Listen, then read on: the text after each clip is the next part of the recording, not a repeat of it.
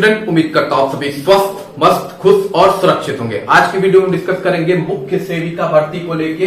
बच्चों का क्वेश्चन है कि एक दिन में क्या हट जाएगा स्टे। अब ये क्वेश्चन कहां से आया है, काफी लोग ये क्वेश्चन पूछ रहे हैं। इसके अलावा मुख्य सेविका बच्चों का प्रश्न ये भी है कि नॉर्मलाइजेशन को लेके उनको क्वेश्चन है, और इसके अलावा सीएम से वो कैसे मिले। बहुत सारे क्वेश्चन मुख्य सेविका के बच्चे पूछ रहे हैं, तो उन पर अपडेट लेंगे। इसके अलावा यूपीट्रिपल ट्यूबवेल ऑपरेटर के बच्चों को यूनाइट होने की बहुत जरूरत है, उस पर अपडेट लेंगे। इसके अलावा आईटीआई इंस्ट्रक्टर की नई भर्ती कब तक आ सकती है, क्या अब तक रिजल्ट आ सकता है आईटीआई का, और आईटीआई 2016 का कब तक डीबी होगा, इस पर भी अपडेट लेंगे। इसके अलावा लेखपाल की 7,000 पदों की जो भर्ती हो पेट्स होगी या बिना पेट के, और जेई सिविल का सिलेबस क्या होगा, इस पर भी अपडेट लेंगे। उससे पहले चैनल पे जो नए हैं चैनल को लाइक और सब्सक्राइब जरूर कीजिएगा। चलिए चलते हैं वीडियो की ओर। तो सबसे पहले बात कर लेते हैं आपका मुख्य सेविका को लेके, क्या एक दिन में स्टे हट जाएगा। अब ये मुझे नहीं पता कि बच्चों के पास ये न्यूज कहां से आ रही है, लेकिन ये पॉसिबल नहीं है कि आपका कोर्ट में डेट हो और हियरिंग हो और एक ही दिन में आपका स्टे हट जाएगा। सबसे पहली बात, अगर आपका हियरिंग होता भी है और बहस होती है मुख्य सेविका की, जो फिलहाल अब तक एक बार भी नहीं हुई है, अगर वो बहस भी होती है तो फिर भी मान लीजिए आपका पक्ष मजबूत है, आपकी ओर सब कुछ चला गया है, आप जीतने वाले भी हैं, तब भी कोर्ट आपके अपोज जो भी होगा उसको मौका देगा कि कुछ अगर आप चाहते हैं डॉक्यूमेंट सबमिट करना तो सबमिट कीजिए, अदरवाइज फिर मैं फैसला सुनाऊंगा। तो सीधी सादी बात है कि वो डॉक्यूमेंट सबमिट करने के लिए कुछ दिन देगा। ये नहीं है कि जिस दिन हियरिंग हो जाएगी उसी दिन आपका फाइनल जजमेंट आ जाएगा, ये पॉसिबल ही नहीं होता है। अगर आपको ऐसा लग रहा है तो बिल्कुल ये गलत है, ऐसा कुछ भी नहीं हो सकता है। और दूसरा, इस समय आपका जो ट्रैक चल रहा है एकदम सही चल रहा है। हो सकता है थोड़ा सा डिले हो जाए, क्योंकि कोर्ट में जज आपके हैं नहीं, जिस कोर्ट में आपकी हियरिंग लग रही है, तो थोड़ा डिले हो सकता है, लेकिन एकदम सही ट्रैक पे चल रहा है, तो इसको डिस्टर्ब करने की जरूरत नहीं है। जैसा चल रहा है वैसा चलने दीजिए। अदरवाइज आप देखिए, आप कहीं भी चले जाइए। गए थे ना, बहुत लोग अपोजिशन लीडर से मिले, सबसे मिले, कुछ हुआ? कोर्ट के सामने आके किसी की भी नहीं चलने वाली है। कोर्ट कोई वो नेता जैसा नहीं है कि हम गए जाके बोल दिए मैं तुम्हें वोट अगली बार नहीं दूंगा, वैसा कुछ भी नहीं चलता है वहां पर, ठीक है। कोर्ट अगर एक सिंपल सा नोटिस जारी कर दे नेताओं को तो उनको भागना पड़ जाता है। कहीं एक दिन में आप सोच रहे हैं स्टे हट सकता है, आप केजरीवाल का देख लीजिए कितना टाइम लग गया, ठीक है। तो ये ऐसा नहीं है कोई जोक है, कोर्ट बहुत बड़ी पावर होती है, वहां अच्छों की नहीं चलती है। तो ये सब फर्जी बातों में मत आइए। जैसा आपका प्रोसेस चल रहा है उसे चलने दीजिए, एकदम करेक्ट वे में वो चल रहा है, उस ट्रैक से उसे उतारिए मत। थोड़ा सा और इंतजार कर लीजिए, इतना कर लिया है तो थोड़ा इंतजार और कर लीजिए। आपके जज साहब जिस दिन कोर्ट में बैठ गए आपकी सुनवाई हो जाएगी, क्योंकि आप लिस्टिंग फ्रेश केस में ऊपर लग रही है, तो इसको लेकर टेंशन मत लीजिए। और इधर उधर अगर कहीं मनी की डिमांड या एक्सेट्रा हो रही है तो आप प्लीज उससे दूर रहिए। आपका प्रोसेस सही चल रहा है, उसे चलने दीजिए। आप बस उस पर भरोसा रखिए, 1.5 महीने के अंदर आपको अच्छी खबर देखने को मिल जाएगी, सब कुछ सही रहा तो, ठीक है। तो ज्यादा टेंशन मत लीजिए, ज्यादा इधर उधर और उल्टा सीधा ले जाके नया आप दायर कर देंगे पीआईएल, तो कुछ भी होने वाला है नहीं, ठीक है। तो सिंपल सारी बात है, आपकी इस समय भर्ती ट्रैक पर है, उसे चलते रहने दीजिए। दूसरा इंपॉर्टेंट क्वेश्चन आपका सीएम से कैसे मिले, तो देखिए एक सिंपल सी बात मुख्य सेविका के बच्चों से मैं यही कहूंगा कि देखिए आप लोग सबसे पहले जिस ग्रुप में ऐड है, जहां ज्यादा बच्चे ग्रुप में ऐड है, वहां आप लोग सबसे पहले पूछिए कि गोरखपुर की कौन कौन बच्चियां हैं, देवरिया की कौन कौन सी बच्चियां हैं, कुशीनगर की कौन कौन बच्चियां हैं, और महाराजगंज जो आसपास के जिले हैं गोरखपुर के, वहां की बच्चियां हैं। और अगर आप दूसरे जिले से भी गोरखपुर आना चाहते हैं तो आप लोग सैटरडे को ही पहुंच जाइए, सैटरडे को, क्योंकि देखिए चीफ मिनिस्टर से आपको यूपी में मिलना है तो आसान है, कोई परेशानी नहीं होती है। संडे को उनका जनता दरबार लगता है गोरखपुर में, गोरखनाथ मंदिर में, और वहां वो सबकी बात सुनते हैं, तो वहां आप लोग पहुंच सकती हैं अपनी बात रखने के लिए। जिन्हें इंटरेस्ट है चीफ मिनिस्टर से मिलने का, उनसे अपनी बात कहने का, वो सैटरडे को गोरखपुर पहुंच जाइए। संडे को मॉर्निंग में जनता दरबार लगेगी, वहां 2 लोग को एंट्री मिलती है, बाकी लोग बाहर रहेंगे, तो 2 लोग वो अपनी बात सारी रख सकते हैं उनके पास। तो ये एक तरीका है, आप इजिली जाके उनसे मिल सकते हैं। अब हम बात कर लेते हैं अगली अपडेट की। तो अगली देखिए क्या है कि नॉर्मलाइजेशन को लेके भी बच्चों का क्वेश्चन है। हालांकि अभी स्टे हटा नहीं है, लेकिन नॉर्मलाइजेशन को लेके भी बहुत बच्चों के क्वेश्चन है मुख्य सेविका में कि नॉर्मलाइजेशन से घटेगा बढ़ेगा, ठीक। कट ऑफ है, तो देखिए कट ऑफ जो भी आपको अभी बता रहा है, फिलहाल फाइनल कट ऑफ किसी की भी सही होने वाली नहीं है, क्योंकि डीबी में क्या होगा क्या नहीं होगा, क्योंकि अभी इसमें सिलेबस को लेके कुछ इश्यूज हैं। तो वो डीबी में क्लियर होगा कि किसको एक्सेप्ट करता है, किसको एक्सेप्ट नहीं करता। अगर सबको एक्सेप्ट करता है तो यूट्यूब पे जो कट ऑफ है वो सही भी हो सकती है। अगर वो किसी को हटा देते हैं तो फिर किसी की भी कट ऑफ सही होने को उम्मीद नहीं है, और जो बच्चे अभी समझ रहे हैं कि मैं आउट हो गए हूं वो भी इन हो जाएंगे। बाकी नॉर्मलाइजेशन को मैं आपको आसान शब्दों में समझा दे रहा हूं कि नॉर्मलाइजेशन होता कैसे है। देखिए, नॉर्मलाइजेशन मेनली डिपेंड करता है कि टॉपर्स किस शिफ्ट में ज्यादा बैठे हुए हैं। दूसरा, एक्यूरेसी पे भी, अब यूपी ट्रिपल एससी में एक्यूरेसी चलती है कि नहीं, लेकिन एक्यूरेसी पे भी डिपेंड करता है। और सबसे इंपॉर्टेंट जो फॉर्मूला है नॉर्मलाइजेशन का, उस पर हम बात कर लेते हैं, ठीक है।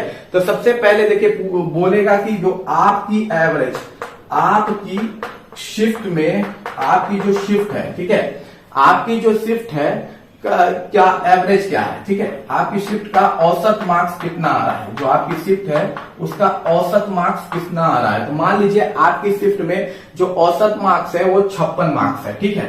फिर पूछेगा आपका मार्क्स कितना है, ठीक है, आपका मार्क्स कितना है। आप मान लीजिए बड़ा टॉपर है अपनी शिफ्ट की, आपने 60 नंबर स्कोर किया हुआ है, ठीक है। फिर पूछेगा आप ही की शिफ्ट में, आपकी जो शिफ्ट है, आपकी शिफ्ट में जो 0.1% टॉपर्स बैठे हैं, जो 0.1% टॉपर बैठे हैं, टॉपर्स जो होते हैं आपकी हर शिफ्ट में टॉपर्स बैठे होंगे, तो 0.1% जो पढ़ने वाले बच्चे हैं उनके मार्क्स कितने आए। तो मान लीजिए वो भी 60 पा रहे हैं, क्योंकि आप भी उनमें से टॉपर हैं, तो वो भी मान लीजिए 60 पा रहे हैं। फिर पूछा जाएगा कि दोनों शिफ्ट का औसत कितना है, ठीक है, जो दोनों शिफ्ट है, दोनों शिफ्ट को मिला के कितना औसत आ रहा है, ठीक है, दोनों शिफ्ट का औसत नंबर कितना आ रहा है, ये भी पूछेगा। तो मान लीजिए दोनों शिफ्ट मिला के जो औसत नंबर आ रहा है वो आपका 58 है, 58 नंबर है। फिर क्वेश्चन होगा कि जो सेकंड शिफ्ट है, ठीक है, जो दोनों शिफ्ट है, फर्स्ट शिफ्ट और सेकंड शिफ्ट, जो दोनों शिफ्ट है उनके जो 0.1% पढ़ने वाले बच्चे यानी टॉपर्स हैं, उनका मार्क्स कितना है। तो मान लीजिए दोनों शिफ्ट मिला के उनका मार्क्स है 62। ये चीज देखिए, पहला पूछेगा आपकी शिफ्ट का औसत कितना है, मतलब जिस शिफ्ट में आप बैठे थे आपका मार्क्स कितना है, आपके शिफ्ट में जो टॉपर्स हैं उनका कितना मार्क्स आ रहा है टोटल, उसके बाद दोनों शिफ्ट का औसत क्या है, मतलब दोनों शिफ्ट को मिला के एवरेज क्या है, और उसके बाद दोनों शिफ्ट में जो टॉपर्स बैठे हैं उनका मार्क्स कितना आ रहा है। उसके बाद इसे फॉर्मूले में रखेंगे, ठीक है। तो फॉर्मूले में आपका जो नॉर्मलाइज स्कोर कैलकुलेट किया जाएगा, तो आपका जो नॉर्मलाइज स्कोर होगा सबसे पहले ऐड किया जाएगा आपका जो 0.1% टॉपर है दोनों शिफ्ट के टॉपर का जो मार्क्स है वो आपका होता है, और उसमें से माइनस किया जाता है जो दोनों शिफ्ट के एवरेज वाले होते हैं, ठीक है। तो दोनों शिफ्ट के औसत मार्क्स पाए हैं 58 मार्क्स, उनको आपका घटा दिया जाएगा। और नीचे किसको घटाया जाएगा, तो नीचे घटाया जाएगा जो आपके शिफ्ट के टॉपर्स हैं, जो आपकी शिफ्ट के टॉपर्स हैं उनको माइनस कर दिया जाता है आपके शिफ्ट के औसत से। किससे, आपकी शिफ्ट के औसत से। और मल्टीप्लाई किससे किया जाता है, तो मल्टीप्लाई किया जाता है आपके नंबर से, ठीक है। मल्टीप्लाई किससे किया जाएगा, आपके नंबर से। आपका कितना मार्क्स आया है, तो आपका जो मार्क्स है वो 60 नंबर पर आए हैं, क्योंकि आप ही अपने शिफ्ट के टॉपर हैं, और उसे माइनस कर दिया जाएगा किससे, आपके शिफ्ट के औसत से। मतलब आपकी शिफ्ट में कितना एवरेज मार्क्स आ रहा है 56, और प्लस किससे कर दिया जाएगा, प्लस कर दिया जाएगा दोनों शिफ्ट का जो औसत मार्क्स है। तो दोनों शिफ्ट का औसत मार्क्स कितना है, 58 है। तो यहाँ पे क्या हो गया, देखिए 0.1% दोनों शिफ्ट के टॉपर, दोनों शिफ्ट का एवरेज उससे माइनस होगा, फिर आपके शिफ्ट का टॉपर, आपके शिफ्ट का एवरेज मल्टीप्लाई होगा आपका मार्क्स, आपके शिफ्ट का एवरेज, और प्लस होगा दोनों शिफ्ट का एवरेज। तो ये कट के आएगा आपका कितना, ये आपका 62 में से 58 गया तो कितना बचेगा 2, 60 में से हो गया कितना बचेगा 4, और 60 में से 56 गया तो कितना बचेगा 4, प्लस कितना जो दोनों शिफ्ट का एवरेज 58, ठीक। तो ये कितना होगा 1/2 हो गया, और ये कट के हो गया 2, तो ये हो गया कितना 58 + 2 यानी कि 60 नंबर, ठीक।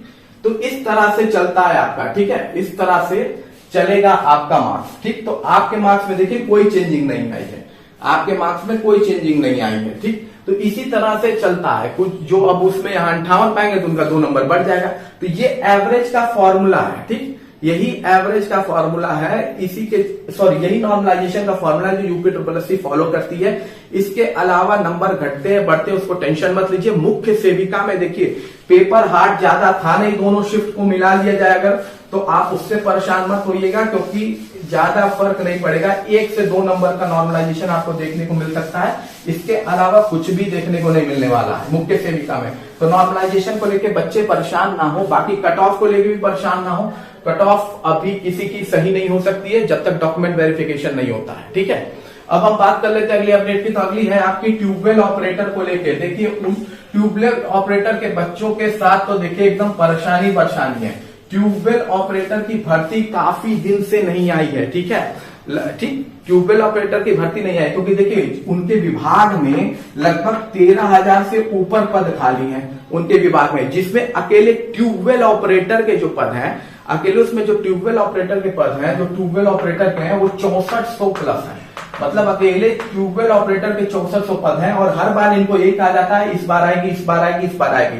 तो अगर आप चाहते हैं कि आपकी ये भर्ती देखने को आपको मिले जल्द से जल्द, तो 19 तारीख को 19 सितंबर को लखनऊ पहुंचिए सब लोग यूनाइट होके। ट्यूबवेल वाले बच्चे 19 सितंबर को लखनऊ पहुंचिए अगर आप चाहते हैं कि 6400 भर्ती आपको जल्द से जल्द देखने को मिले। तो आप 19 सितंबर को पहुंचिए लखनऊ और वहां पे आप लोग बच्चे जा रहे हैं उनका सपोर्ट कीजिए, ठीक है। अगर आप पहुंच नहीं सकते हैं तो ऑनलाइन सपोर्ट कीजिए, लेकिन सपोर्ट उनका कीजिए ताकि आपको ये भर्ती जल्द से जल्द देखने को मिले।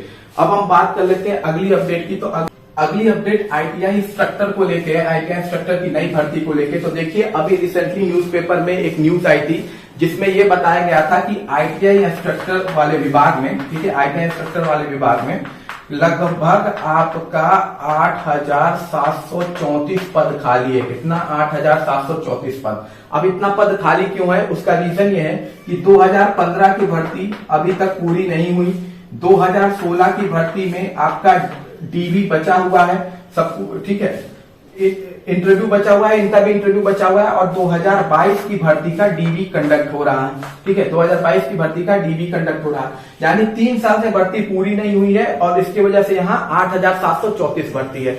यही ब्यौरा चीफ मिनिस्टर ने मांगा था प्रेजेंट टाइम में और ये सबमिट किया गया है। तो हो सकता है आपको सब कुछ सही रहा तो लगभग मान के चलिए, देखिए इस 8,700 में अकेले 4,734 भर्ती अनुदेशक की है। 4,734 भर्ती इसमें अनुदेशक की है, बाकी अलग अलग भर्तियां भी हैं। प्रधानाचार्य की अलग भर्ती है, वो है वो यूपी पीएससी से आती है। लेकिन हो सकता है जल्दी आपको इसका अध्याचन देखने को मिले। जल्दी विभाग ने अभी चीफ मिनिस्टर के पास भेजा है, वहां से साइन होगा सीएम ऑफिस से और उसके बाद ये अध्याचन चला जाएगा यूपीएससी को। तो हो सकता है आईटीआई अनुदेशक का आपको जल्दी रिक्रूटमेंट देखने को मिले, पर ये रिक्रूटमेंट पैट 2024 से आपको देखने को मिलेगा, 2023 से नहीं आए। जो भी बच्चे आईटीआई इंस्ट्रक्टर की तैयारी कर रहे हैं वो पैट 2024 का एग्जाम मत छोड़िएगा, क्योंकि उससे आपको ये नई भर्ती देखने को मिलेगी। बाकी जो ये पूछ रहे हैं कि इसका डीवी जिसका कंडक्ट हो रहा है उसका रिजल्ट कब तक आएगा, तो रिजल्ट आपका दिसंबर तक आपको देखने को मिलेगा आईटीआई इंस्ट्रक्टर का। और बाकी आईटीआई 2016 के बच्चे पूछ रहे हैं कि उनका कब इंटरव्यू होगा, तो ये बात मैं आपको बोल रहा हूं, अक्टूबर नवंबर में आपको आपकी नोटिफिकेशन भी देखने को मिलेगी और आपका कंडक्ट भी करा दिया जाएगा, सारे प्रोसेस भी।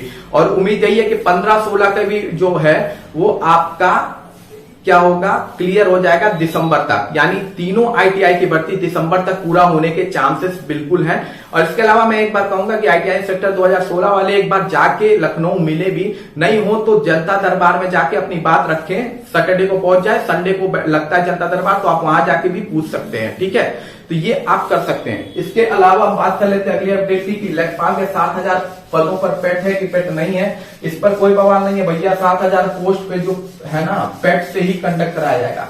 अब जिन्होंने पेट नहीं दिया ये उनकी गलती है, ठीक है, ये उनकी गलती है। पेट से ही ये भर्ती आने वाली है, तो बिना पेट वाले आप कुछ भी कहिए, कुछ होने वाला नहीं है। पेट से ही आपको ये रिक्रूटमेंट देखने को मिलेगी, ठीक। और बात कर लेते हैं जेई सिविल को लेके। तो देखिए जेई सिविल को लेके जो सिलेबस है मैंने आपको ऑलरेडी कहा है, 3 ही सिलेबस है।